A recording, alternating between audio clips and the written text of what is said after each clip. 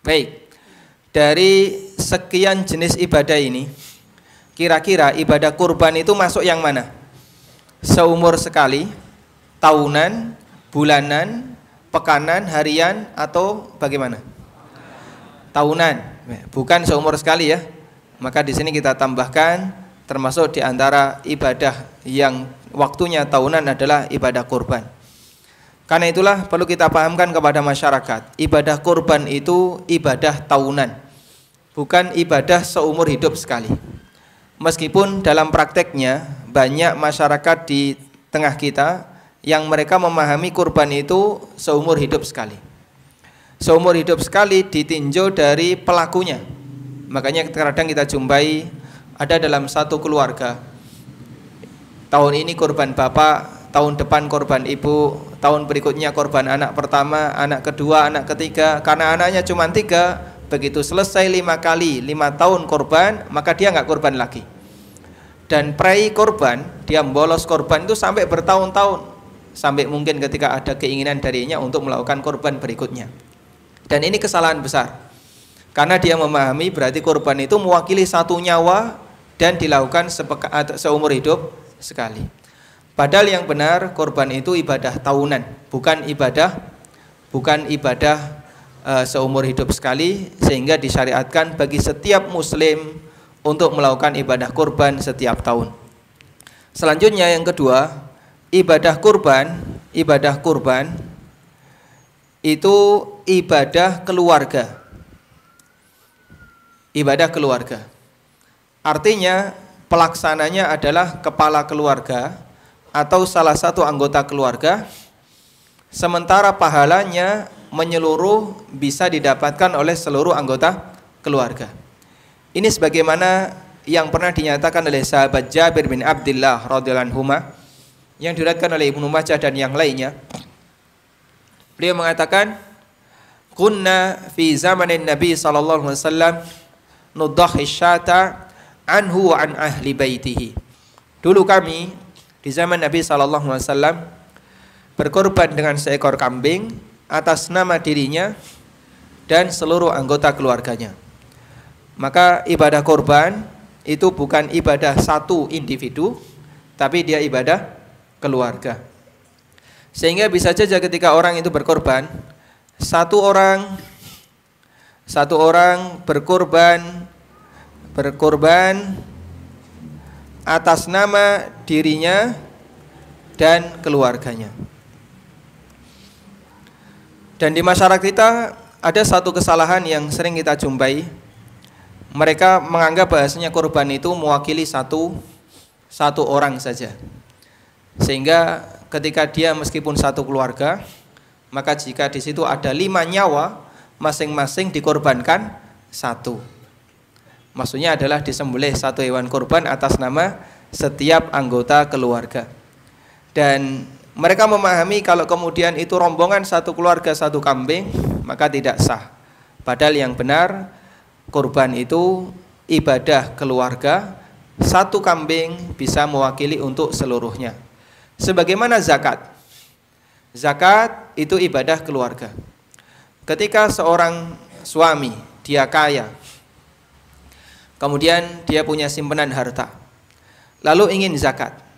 Berapa kali dia harus zakat? Cukup sekali senilai total harta yang ada dalam keluarga ini. Ya. Dan tidak perlu kemudian masing-masing anak dizakati. Tidak sebagaimana zakat fitrah. Kalau zakat fitrah 1 nyawa 1 zakat.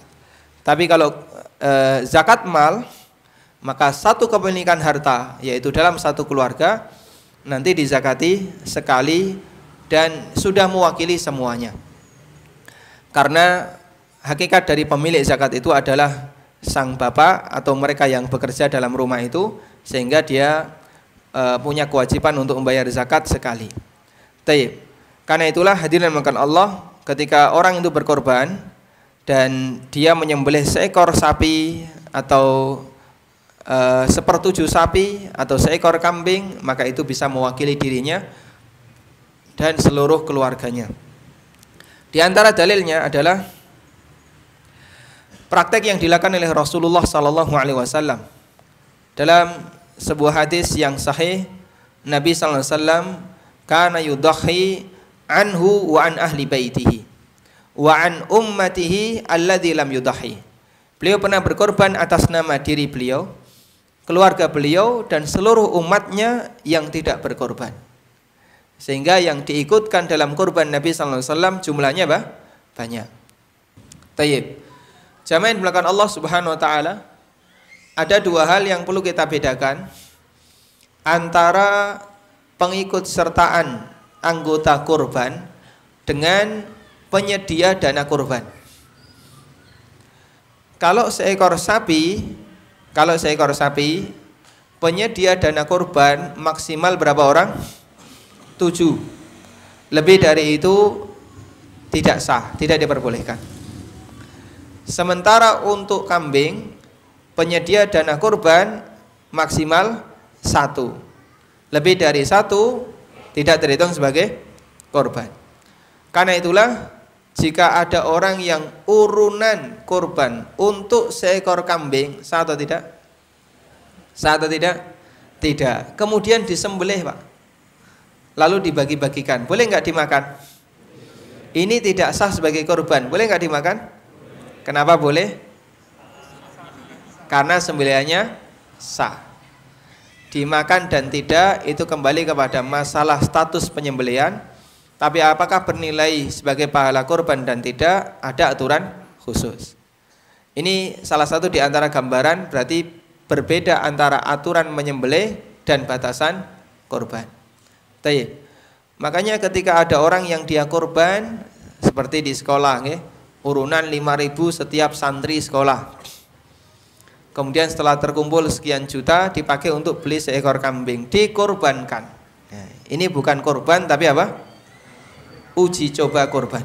Nah, sehingga tidak terhitung sebagai korban. Baik.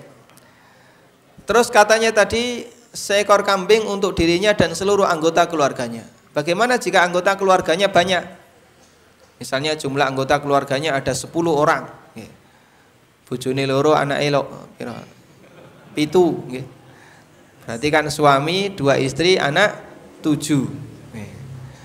Sehingga ketika dia korban atas nama dirinya dan seluruh anggota keluarganya, berarti ada berapa orang? 10 orang. Boleh atau tidak ini? Boleh. Karena yang kedua ini keikutsertaan dalam korban, bukan pengadaan dana korban. Karena dananya tetap dari satu orang. Ada satu permasalahan. Sang suami tabungannya hanya sampai 500. Istri duwe arisan sampai misalnya 700. Baik. Lalu mereka mau korban. Bisa enggak dua uang ini digabungkan untuk membeli seekor kambing? Bisa atau tidak? Ya. Baik. Ini bisa dengan cara ada muqaddimahnya dulu. Apa muqaddimahnya? Salah satu menyerahkan uangnya kepada pasangannya. Boleh istri menyerahkan uangnya ke suami, atau sebaliknya suami memberikan hadiah uangnya kepada istri.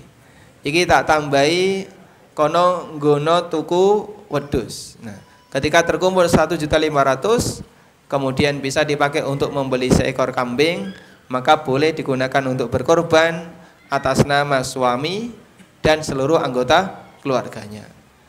Allah Subhanahu wa taala Maha luas rahmatnya, sehingga Allah Subhanahu wa taala bisa memberikan pahala kepada siapapun sesuai dengan yang dikehendaki oleh Allah.